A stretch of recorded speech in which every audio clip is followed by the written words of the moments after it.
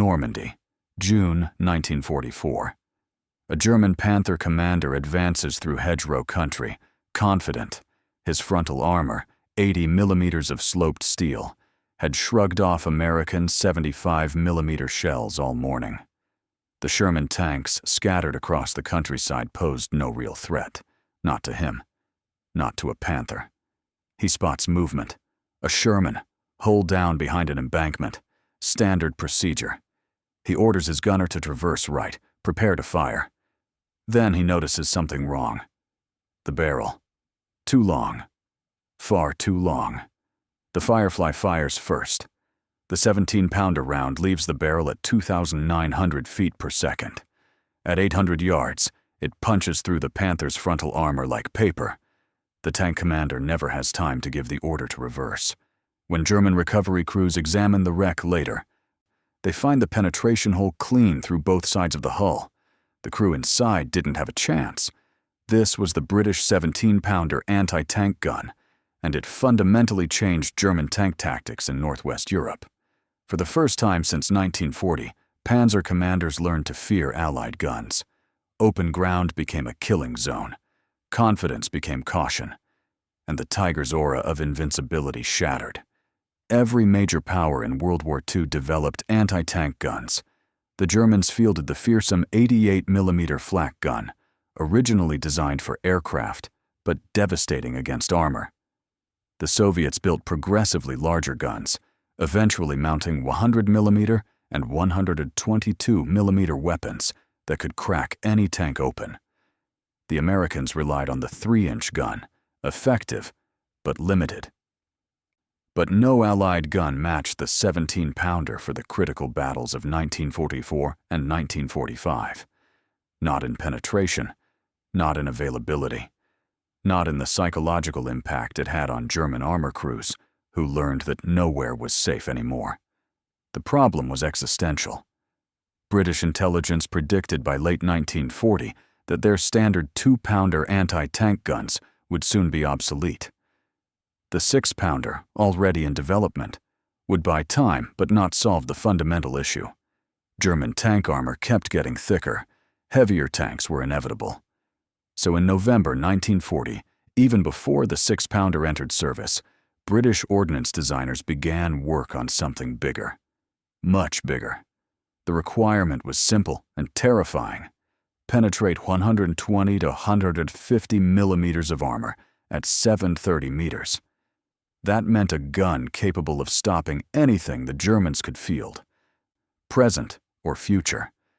The solution was a 76.2 millimeter gun firing a 17-pound projectile. The caliber wasn't new. Britain had used 3-inch guns for decades, but the cartridge was massive. A huge propellant charge behind a solid armor-piercing shot, designed for a single purpose: punch holes through the thickest steel. Development proceeded quickly by wartime standards. The gun design itself was straightforward, proven technology adapted and scaled up. By the end of 1941, the prototype was complete. Muzzle velocity, 2,900 feet per second, with standard armor-piercing ammunition. Later, with discarding sabot rounds, that would climb to 3,950 feet per second. But the gun was ready before the carriage. The 17-pounder fired with tremendous recoil. The carriage needed to be heavy, stable, able to absorb forces that would tear lighter mounts apart. The split-trail design required careful engineering. Weight, mobility, stability, all had to balance, and they didn't have time. North Africa, late 1942. Intelligence reports confirmed German Tiger I tanks were arriving in theater. Heavy tanks with frontal armor exceeding 100 millimeters. Nothing in the British arsenal could reliably engage them. The 6-pounder might penetrate at close range under perfect conditions, but close range against a Tiger meant suicide. The 17-pounder was the only answer. But the proper carriages weren't ready. Production hadn't started. The guns existed, sitting in storage, waiting for mounts that didn't exist. British ordnance officers made a desperate calculation. The 25-pounder field gun used a sturdy two-wheeled carriage. Could it handle the 17-pounder's recoil? Testing in September 1942 proved it could. Barely. The improvised hybrid, codenamed Pheasant, wasn't ideal. The carriage wasn't designed for this. Accuracy suffered. The gun crew had to be careful about traverse angles and firing positions. But it worked. The first 100 prototype 17-pounders were rushed to North Africa in late 1942, mounted on these makeshift 25-pounder carriages. They arrived just in time. The Battle of Medellin, March 6, 1943, marked the gun's combat debut. German armor advancing across open desert encountered something they'd never faced before. British anti-tank guns that could kill Tigers, at ranges the Germans considered safe. The psychological impact was immediate. Panzer crews had operated with near impunity for years. Now they died in their tanks, penetrated through frontal armor they believed impenetrable. The Tigers that survived reported British guns of devastating power, far exceeding anything they'd faced before. By mid-1943, the proper 17-pounder carriages were in production. The complete gun weighed over 3 tons, required a gun tractor to move, and needed a crew of 6 men to operate effectively. It was heavy, cumbersome, difficult to conceal. But none of that mattered when the alternative was facing Tigers and Panthers with inadequate weapons. The gun's performance exceeded all Allied equivalents. Standard armor-piercing ballistic-capped ammunition, APC-BC, could penetrate 140 millimeters of armor at 500 meters, 131 millimeters at 1,000 meters, both at 30-degree angles. That meant reliable kills on Tigers and Panthers at ranges where their guns could barely scratch British tanks in return. But the real revolution came in mid-1944. Armor-piercing discarding Sabot, APDS, began reaching British units in Normandy. This revolutionary ammunition used a tungsten penetrator surrounded by a lightweight sabot that fell away after leaving the barrel. The smaller, denser projectile flew faster and hit harder. Penetration: 208 millimeters at 500 meters, 192 millimeters at 1,000 meters. No German tank was safe. Not Tigers. Not Panthers. Not even the rare King Tiger with its 150 millimeter frontal armor. The 17-pounder with APDS could defeat them all. But penetration numbers don't tell the complete story. The gun needed to reach the battlefield, needed to be mounted on platforms that could fight. And British tanks in 1943 couldn't accommodate it. The gun was simply too large. Turret rings weren't big enough. Breech mechanisms didn't fit. Recoil systems designed for 6-pounders couldn't handle the forces. The Challenger tank, purpose-built around the 17-pounder, suffered endless delays. The Cromwell couldn't take it without major modifications. By early 1944, British tank units still fought with 6-pounders and the American 75mm gun, both inadequate against German heavy armor. Then 2 men changed everything. Major George Brighty of the Royal Tank Regiment and W.G.K. Kilbourne, a Vickers engineer, looked at the American Sherman tank and saw possibility. The Sherman's turret was larger than British designs. The turret ring was wider. Maybe, just maybe, the 17-pounder could fit. Everyone said it was impossible. The gun's recoil was 40 inches, far too long for the Sherman's turret. The breech mechanism opened vertically, taking up massive amounts of space. The radio had to stay in the turret. But where? The loader would be cramped beyond function. The commander couldn't see properly. 100 objections, all valid. Kilbourne redesigned everything. He cut the recoil travel in half by mounting the cylinders on both sides of the gun instead of underneath. He rotated the entire breech 90 degrees, so it opened sideways instead of up. He welded an armored box onto the back of the turret to house the radio. He lengthened the gun barrel's untapered section to improve stability. He designed a new mantlet to protect the modified cradle. The result was the Sherman Firefly.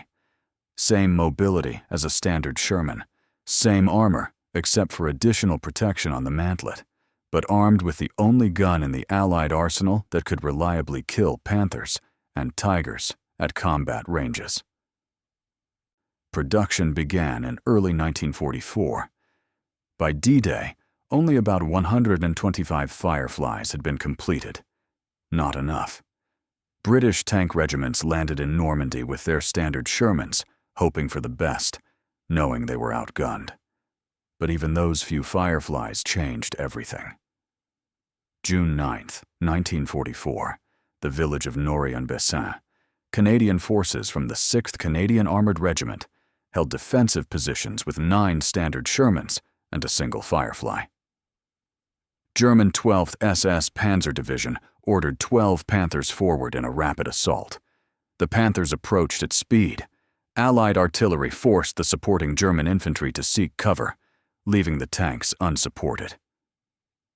The Canadian gunner in the Firefly opened fire at 1,000 meters.